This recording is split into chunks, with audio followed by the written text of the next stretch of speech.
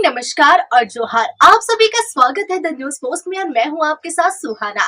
खबरों में आगे बढ़ेंगे। आज के झारखंड की तमाम 24 बड़ी खबरें और महत्वपूर्ण खबरों से रूबरू कराएंगे, लेकिन इससे पहले अगर आपने नहीं किया है द न्यूज पोस्ट को सब्सक्राइब, तो सबसे पहले आप हमारे चैनल को सब्सक्राइब करें, बेल आइकन पर क्लिक करना ना भूलें, क्योंकि इससे आपको राज्य भर की तमाम अपडेट मिलती रहेगी। तो चलिए शुरू करते हैं आज की महत्वपूर्ण खबरों से।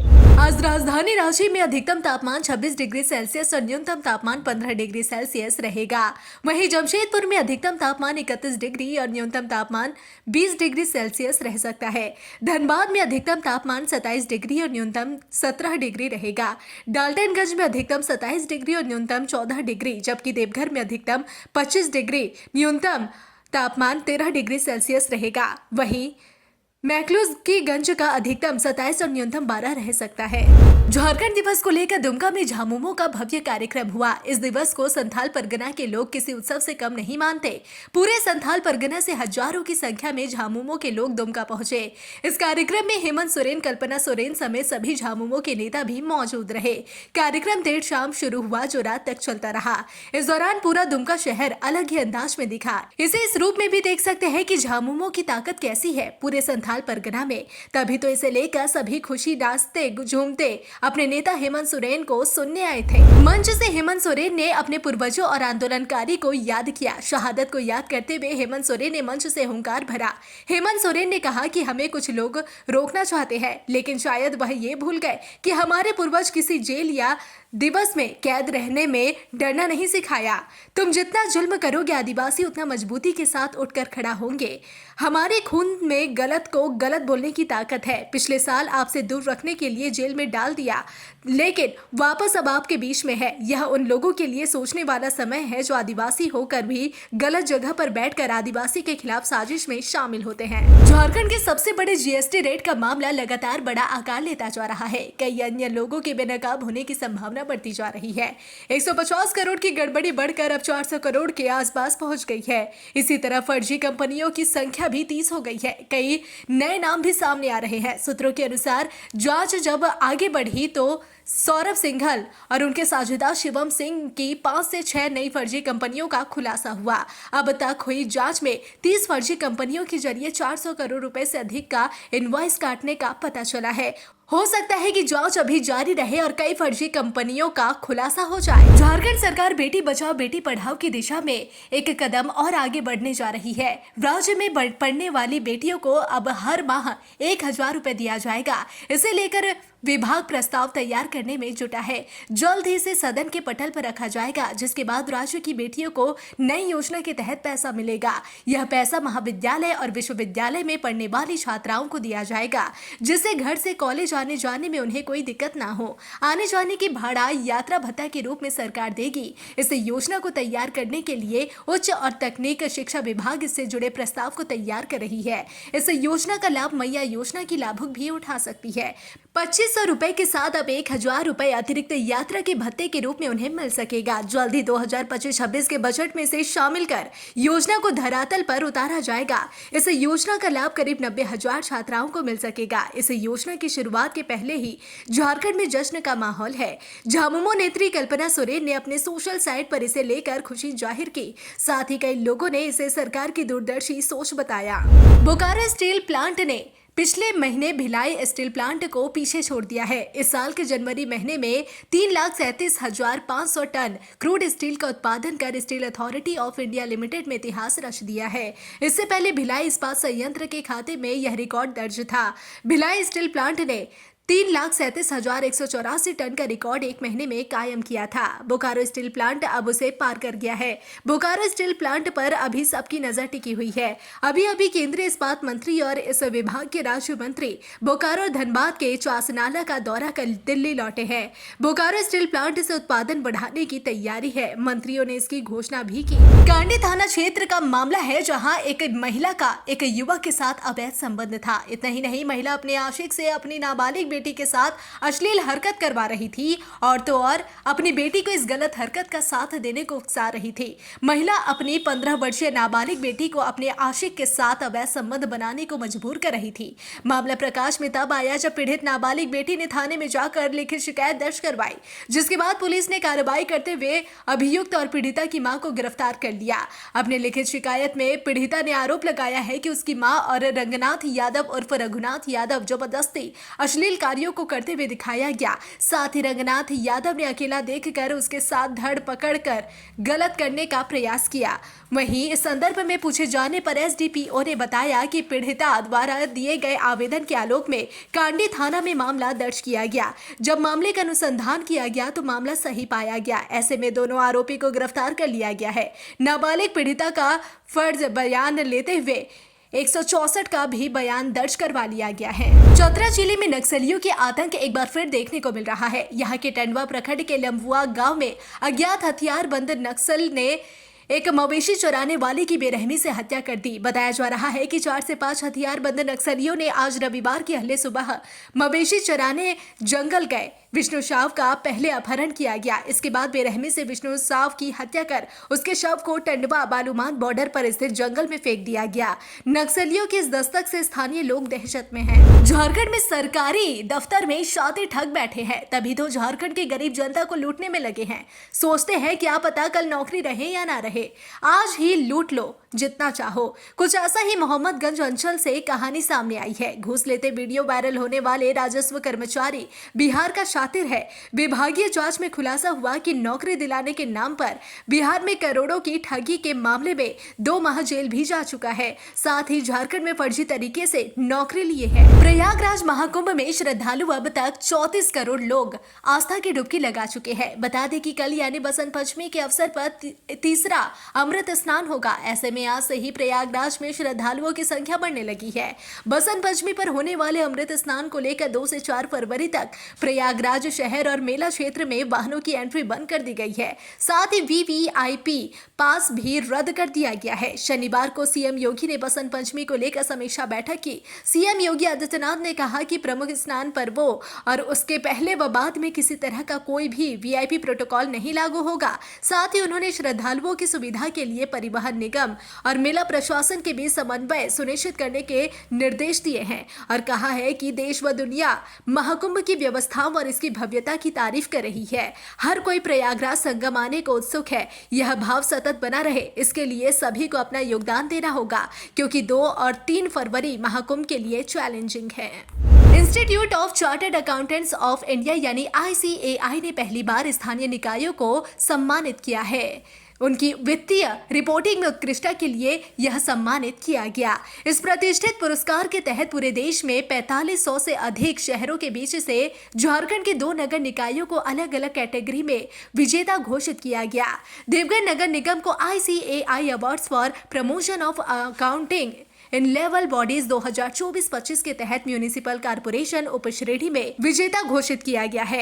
वित्तीय वर्ष 31 मार्च 2023 को समाप्त करने वाले वर्ष की वित्तीय रिपोर्टिंग के आधार पर यह चयन किया गया। यह पुरस्कार राष्ट्रीय नगरपालिका अकाउंटिंग मैनुअल और अन्य प्रमुख लेखा सिद्धांतों के विभिन्न मानकों पर आधारित था। पुरस्कार चयन समिति में ICAI के अध्यक्ष और उपाध्यक्ष, शहरी विकास मंत्रालय, 16वें वित्त आयोग, नियंत्रक एवं महालेखा परीक्षक, राष्ट्रीय वित्त एवं नीति संस्थान, पंचायती राज मंत्रालय और पब्लिक ऑडिट ऑफ इंडिया के वरिष्ठ प्रतिनिधि शामिल थे। गिरिडीह की गावा थाना पुलिस 4 साल की मासूम बच्ची की हत्या के आरोपी को दबोचने में सफल रही। हत्या का आरोपी खुद उस बच्ची का चचेरा भाई ही निकला।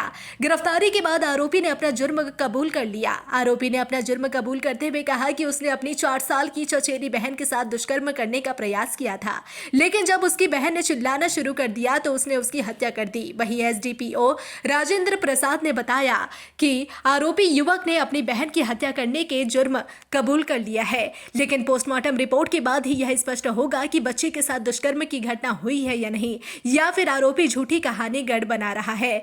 इसलिए हत्याकांड के पूरे मामले की जांच हर एंगल से की जा रही है। वहीं ग्रामीण थाना का घेराव कर आरोपी को फांसी सजा देने की मांग की जा रही है। 8 साल पहले एक बेटे ने अपनी मां को मार डाला था और रविवार की सुबह पिता की भी संदिग्ध परिस्थितियों में मौत हो गई। इसके बाद से यह मामला पूरे इलाके में चर्चा का विषय बना हुआ है। आपको बता दें कि रामगढ़ जिले के गोला थाना क्षेत्र के सोसो कला आजाद बस्ती निवासी अनवर अंसारी की मौत रविवार की सुबह संदिग्ध परिस्थितियों में हो गई। बताया जाता है कि अनवर के 3 बेटे हैं। बड़े बेटे ने लगभग 8 वर्ष पूर्व अपनी मां की हत्या कर दी थी। वह हाल ही में जेल से निकल कर आया है। जेल से लौटने के बाद से ही वह घर में लड़ाई करते रहता था। इसके बाद से पिता और पुत्रों के बीच अनबन चल रहा था। अनवर अंसारी करीब 10 साल पहले सीसीएल से रिटायर हुआ था। रिटायरमेंट के बाद तीनों बेटे उसके सारे पैसे ले गए। इसी दौरान उसके बड़े बेटे ने पैसों के लिए अपनी मां की हत्या कर दी थी। स्थानीय लोगों की माने तो शनिवार को भी तीनों बेटे ने उसके साथ मारपीट की थी। जब रविवार को कुछ लोग मामले को सलटाने के लिए उसके घर गए तो बेटों ने कहा कि उसके पिता घर में नहीं है। लोग घर में ही थे कि अनवर लड़खड़ाते हुए एक कमरे से निकला और लोगों के सामने आकर गिर गया। स्थानीय लोग उसे उठाकर अस्पताल ले गए, जहां उसकी मौत होने की पुष्टि डॉक्टरों ने की। ऐसे में लोगों का आरोप है कि तीनों बेटों ने की जहर देकर पिता की हत्या। लोगों ने पुलिस से मामले की जांच कर आरोपियों पर कार्रवाई की मांग की है। देवघर साइबर थाना पुलिस ने एक बार फिर से जंगल में बैठकर साइबर अपराध को अंजाम देने वाले 7 शातिरों को गिरफ्तार कर लिया। सभी गिरफ्तार साइबर अपराधी युवा है, जिनकी उम्र 20 से 25 साल तक है। ये युवा जसीडीह थाना क्षेत्र के घोरलास जंगल में बैठकर भोले भाले जनता को अपना शिकार बना रहे थे। गिरफ्तार शातिर देश भर के लोगों को सीरीज कॉल करते थे और अपने आप को बैंक अधिकारी, कस्टमर केयर अधिकारी, यूपीआई पर कैशबैक का ऑफर देकर या केवाईसी अपडेट के नाम से फोन करते थे। फिर अपनी मीठी मीठी बातों में फंसाते हुए उनसे सभी जानकारी ले लेते थे और उनके बैंक अकाउंट से राशि हड़प लेते थे। देवघर साइबर पुलिस ने इनके पास से 8 मोबाइल फोन और 14 सिम बरामद किया है। जब्त मोबाइल में 5 ऐसे नंबर मिले हैं जिसकी शिकायत प्रतिबिंब ऐप पर दर्ज है। फिलहाल पुलिस ने युवा गिरोह के 7 सदस्यों से पूछताछ कर उन्हें न्यायिक हिरासत में भेज दिया है। पूरे देश दुनिया भर के प्रवासी पक्षियों को अपनी ओर आकर्षित करने वाले उधवा प्रखंड पर स्थित पतौला झील विश्व पटल पर आ गया है। इसे केंद्र सरकार की पर्यावरण, वन और जलवायु परिवर्तन मंत्रालय ने रामसर साइट घोषित कर दिया है। इसके साथ ही उधवा झारखंड का पहला रामसर साइट बन गया है। इसके साथ ही अब इस अभ्यारण्य के संवर्धन व संरक्षण के लिए केंद्र के अलावा विदेशों से भी आर्थिक मदद मिलेगी। जिला मुख्यालय से 42 किलोमीटर दूर उधवा पक्षी अभ्यारण्य 565 हेक्टेयर क्षेत्र में फैला हुआ है। झील 2 वाटर बॉडी से मिलकर बना है। पतौड़ा झील 155 हेक्टेयर और बड़हेल 410 हेक्टेयर में फैला है। पूरा झील उधवा नाला होते हुए पश्चिम बंगाल के फरक्का स्थित तालतल्ला गंगा घाट से इंटरकनेक्टेड है। उधवा झील बड़ी संख्या में स्थानीय और प्रवासी पक्षियों का आश्रय है। 1991 में बिहार सरकार ने उधवा को पक्षी आश्रयनी घोषित किया था। उधवा झील पक्षियों का स्वर्ग है। रामगढ़ जिले के रजरप्पा थाना क्षेत्र के जामसिंग में एक खपरेल मकान में आग लग गई। इससे घर में रखे अनाज और अन्य सामान जल गए। आसपास के ग्रामीणों ने बताया कि सहजू मुंडा के बंद घर से आग की लपटें निकलने लगी। लोगों ने आनन फानन में आग बुझाने का प्रयास किया, लेकिन छप्पर होने के चलते लकड़ियों में आग तेजी से फैलते हुए पूरे घर में पकड़ ली। बाद में स्थानीय लोगों की ओर से दमकल की टीम को आग लगने की जानकारी दी गई। जब तक दमकल की टीम पहुंचती, आग पर काबू पा लिया गया था। भुक्तभोगी सहजू मुंडा अंचल अधिकारी दुलमा को लिखित जानकारी देकर आपदा विभाग क्षतिपूर्ति मुआवजा की मांग की गई है। सरकारी काम में बाधा और गबन का आरोप लगने के बाद जब पुलिस जांच करने पहुंची तो कर्मचारी पुलिस से ही उलझ गए। मामला इतना बढ़ गया कि कर्मचारियों ने एक पुलिस वाले की वर्दी भी फाड़ दी। रामगढ़ के ग्रामीण कार्य विभाग विशेष प्रमंडल के कार्यरत कर्मचारी मोहम्मद सलाउद्दीन अंसारी के खिलाफ विभाग के वरीय अधिकारियों ने गबन और सरकारी काम में बाधा डालने समेत कई गंभीर आरोप लगाए हैं। इसे लेकर मोहम्मद सलाउद्दीन के खिलाफ विभाग के कार्यपालक अभियंता राजकुमार भारती ने गबन का मामला दर्ज कराया। इसमें मोहम्मद सलाउद्दीन के अलावा पूर्व कार्यपालक अभियंता अमरेंद्र कुमार और अकाउंट ऑफिसर अमिताभ मनी पाठक को भी आरोपी बनाया गया था। पुलिस सभी को बुलाकर जांच और पूछताछ करने के लिए कार्यालय पहुंची, मगर कर्मचारी पुलिस को सहयोग नहीं कर उसी से उलझ गए। बात इतनी बढ़ गई कि सभी हाथापाई पर उतारू हो गए। इस हाथापाई में अनुसंधान करता पुलिस अधिकारी भी वर्दी फट गई। पुलिस आरोपी कर्मचारियों को अपने साथ गिरफ्तार कर थाने ले गई और वहां से सभी को रविवार को जेल भेज दिया गया। शानदार प्रदर्शन करते हुए ICC women's under 19 T20 world cup 2025 खिताब जीत लिया। रविवार को कुआलालंपुर के बयूमास ओवल में खेले गए फाइनल में भारत ने साउथ अफ्रीका को 9 विकेट से हराया। मुकाबले में भारतीय टीम को जीत के लिए 83 रनों का टारगेट मिला, जिसे उसने 11.2 ओवरों में ही हासिल कर लिया। भारतीय टीम की जीत में ओपनर बैटर गोंगाडी त्रिशा की अहम भूमिका रही। त्रिशा ने गेंदबाजी में 3 विकेट लिए, जबकि बल्ले से नाबाद 44 रन बनाए। भारत ने लगातार दूसरी बार ये खिताब जीता। जमशेदपुर में मणिपाल टाटा मेडिकल कॉलेज की ओर से 5K promo run 2025 innovation in motion health और फिटनेस के लिए टेक्नोलॉजी को अपनाना कार्यक्रम का सफल आयोजन किया गया। इस अनूठी मैराथन में 500 से अधिक प्रतिभागियों ने बढ़ चढ़कर हिस्सा लिया। इसमें झारखंड आर्म्ड पुलिस जैप के IPS आनंद प्रकाश समादेष्टा के सार्थक प्रयास से उनके 100 से अधिक कैडेट्स ने हिस्सा लिया और हर वर्ग में पदक भी जीते। साथ ही स्कूल और कॉलेज के छात्र एवं कर्मचारी, स्वास्थ्य कर्मी और 20 वर्ष से कम तथा उससे अधिक उम्र के फिटनेस प्रेमी भी शामिल हुए। योग से आरोग्य तक के संकल्प के साथ काशी से कन्याकुमारी तक स्केटिंग पर निकली 42 वर्षीय सोनी चौरसिया गुमला के बसिया प्रखंड पहुंची, जहां सामाजिक कार्यकर्ता पंकज कुमार के नेतृत्व में अन्य ग्रामीणों द्वारा स्वागत किया गया। सोनी चौरसिया ने बताया कि मैं काशी से हूं और यह यात्रा रोग से आरोग्य तक संकल्प के साथ है। झारखंड कांग्रेस के प्रदेश प्रभारी और कांग्रेस के राष्ट्रीय महासचिव गुलाम अहमद मीर ने झारखंड में होने वाले नगर निकाय चुनाव को दलीय आधार पर कराने की मांग की है।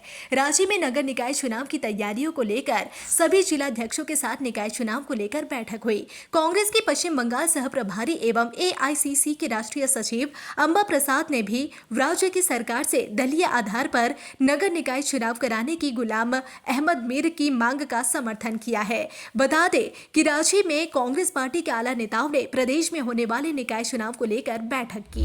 CID की साइबर क्राइम ब्रांच ने कोलकाता पुलिस की मदद से एक शातिर साइबर अपराध को गिरफ्तार कर लिया है। जी हां, आपको बता दें कि गिरफ्तार साइबर ठग ने झारखंड के धनबाद जिले में रहने वाले एक व्यक्ति से 15 लाख रुपए की ठगी की थी। झारखंड CID की साइबर क्राइम ब्रांच साइबर अपराधियों के खिलाफ लगातार कार्रवाई कर रही है। इसी क्रम में कोलकाता पुलिस की मदद से साइबर क्राइम ब्रांच की टीम ने कोलकाता से शातिर साइबर अपराधी साकेत दास को गिरफ्तार कर लिया। गिरफ्तार साइबर अपराधी कोलकाता के पीताम्बर सरकार लेन में रहता था। साकेत दास ने बैंक पॉलिसी के नाम पर फर्जी कॉल कर धनबाद के एक व्यक्ति से 15,45,000 रुपए की ठगी की थी। पलामू बीजेपी झारखंड के प्रदेश महामंत्री मनोज सिंह ने मेदिनीनगर परिसदन में पत्रकारों को संबोधित करते हुए कहा कि मोदी जी के नेतृत्व में चल रही केंद्र सरकार के वित्त मंत्री निर्मला सीतारमण ने 1 फरवरी को संसद में 2025-26 का आम बजट पेश किया, जो देश की आमजन हितकारी एवं आधारभूत संरचना को मजबूती प्रदान करने वाला समावेशी बजट है। इस बजट में गरीब किसान, महिलाएं, अनुसूचित जाति, जनजाति, पिछड़ा वर्ग सभी के विकास को बढ़ाने वाला है। मिडिल क्लास को आयकर में 12 लाख तक छूट देने से लाभ मिलेगा। MSME बजट को बढ़ाने से लघु कुटीर उद्योग को फायदा होगा और रोजगार के नए अवसर सृजित होंगे। जिला प्रशासन और खनन विभाग ने खनिजों के अवैध खनन भंडारण के विरुद्ध अब तक की सबसे बड़ी कार्रवाई की है। प्रशासन ने 6 पत्थर माइन संचालकों पर 47 करोड़ 17 लाख रुपए का जुर्माना लगाया। चतरा DC रमेश घोलप ने प्रेस कॉन्फ्रेंस कर यह जानकारी दी। फिलहाल इस बुलेटिन में बस इतना ही। ऐसे ही तमाम खबरों के लिए बने रहे द न्यूज़ पोस्ट के साथ।